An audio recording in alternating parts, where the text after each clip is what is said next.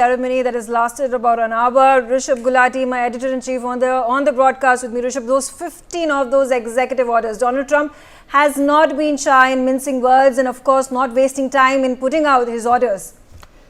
Let's jump straight in because there is so much that is about to happen that has a bearing directly on America and, of course, on the global affairs.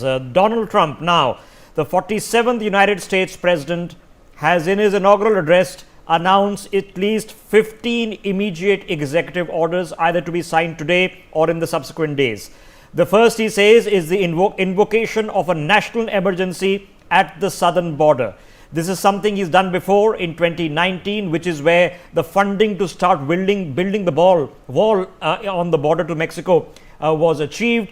It is something fundamentally important because it gives the United States President at least 130 statutory powers with almost no congressional oversight, including the diversion of quote-unquote military construction spending and other acts, which can only be removed from Congress with a veto level vote that takes place, so very unlikely. Number two, he has decided that all human trafficking cartels will be labeled as foreign terrorist organizations by the United States government. Number three, he has announced a crackdown on inflation, which I assume in the subtext will be an executive order ordering amendments into Joe Biden's Inflation Reduction Act. Number four, he has said that all restrictions on oil drilling that have been imposed will be removed. Number five, he has said that the Green New Deal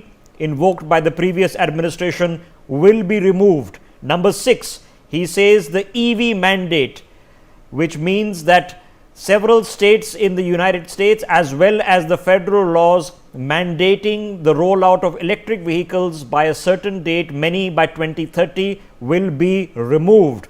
Number seven, he says there will be an overhaul of trade tariffs. Number eight, he has announced the formation of an external revenue service.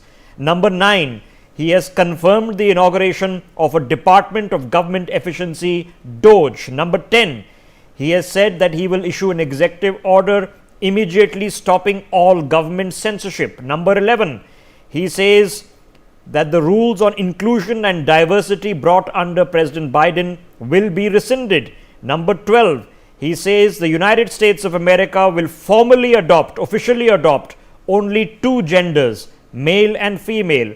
Number 13, he says anti-vaxxers in the armed forces are to be reinstated with full back pay. Number 14, he says the Gulf of Mexico will be renamed in all US maps as the Gulf of America.